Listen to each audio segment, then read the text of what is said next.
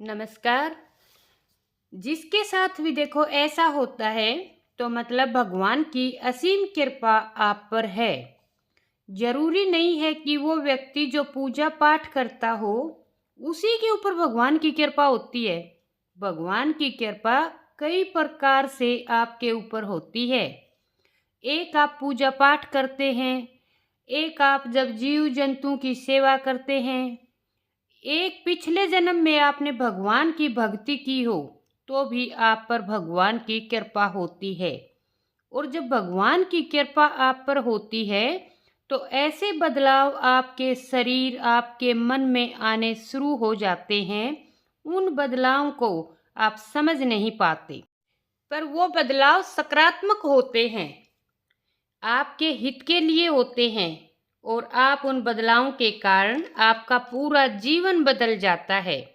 आपके जीवन से दुख दूर हो जाते हैं, आप उन्नति की तरफ आगे बढ़ते चले जाते हैं। आप अपने खाते में पुण्यों को अर्जित करते चले जाते हैं। और ये ऐसा समय होता है जिस समय आप भगवान के बहुत निकट पहुंच जाते हैं।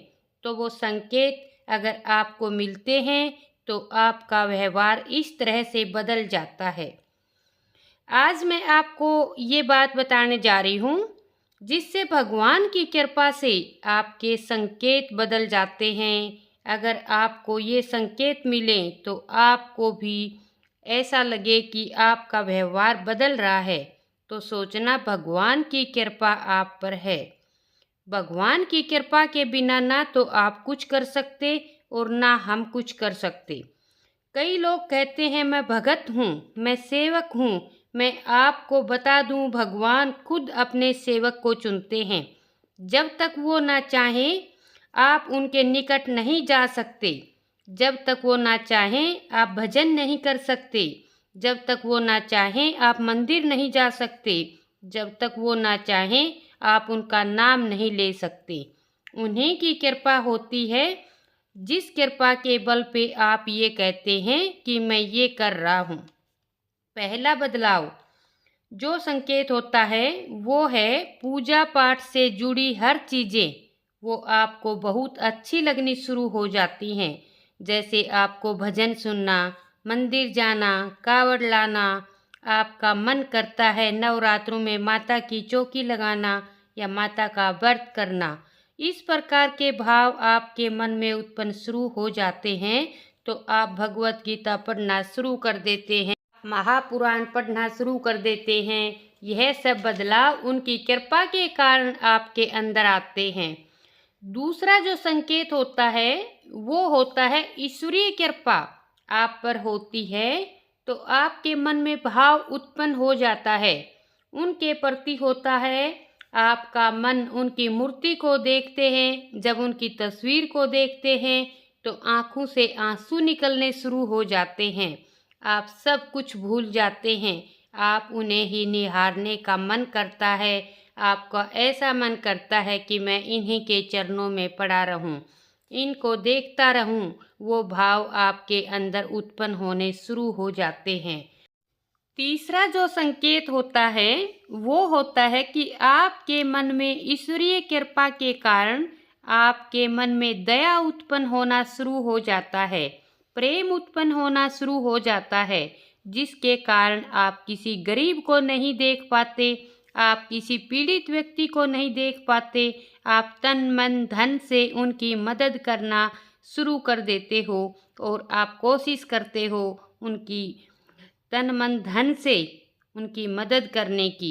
एक ऐसा समय होता है आप खाना खा रहे हैं, कोई व्यक्ति कोई जानवर आपके पास आ जाए तो आप पूरा खाना उनको खिला देते हैं और आपको संतोष मिलता है, आपकी आत्मा को शांति अनुभव होती है। जो यह लक्षण होता है ये उन्हीं में होता है जिस पर भगवान की विशेष कृपा होती है। चौथा संकेत होता है वो होता है कि सपने में आपको भगवान के दर्शन होना शुरू हो जाते हैं। जो बार बार आपको सपने में दर्शन होते हैं तो ये होता है, ये बहुत महत्वपूर्ण होता है। और ये संकेत उन्हीं को मिलता है जिनके ऊपर भगवान की विशेष कृपा होती है, जिन्हें भगवान अपने पास अपने निकट बुलाना चाहते हैं। 5वां संकेत, आप गलत काम, गलत लोग, गलत चीज़ों को बर्दाश्त नहीं कर पाते, जिससे आप नफरत करना शुरू कर देते हैं। जो व्यक्ति झूठ बोलते हैं, जो लोग चुगली करते हैं, आप उनसे दूर रहना पसंद करते हैं। आपको अकेलापन अच्छा लगता है। आप अकेले में मन ही मन मंथन करना शुरू कर देते हैं। मैं कौन हूँ? मेरा इस धरती पर क्या? मुझे अब क्या करना चाहिए? मेरा उद्देश्य क्या है? आप इन चीज़ों के बारे में सोचना शुरू कर देते हैं। ये सब ईश्वरीय कृपा के कारण ही होता है। तो ये था 5वां संकेत। और अब छठा संकेत।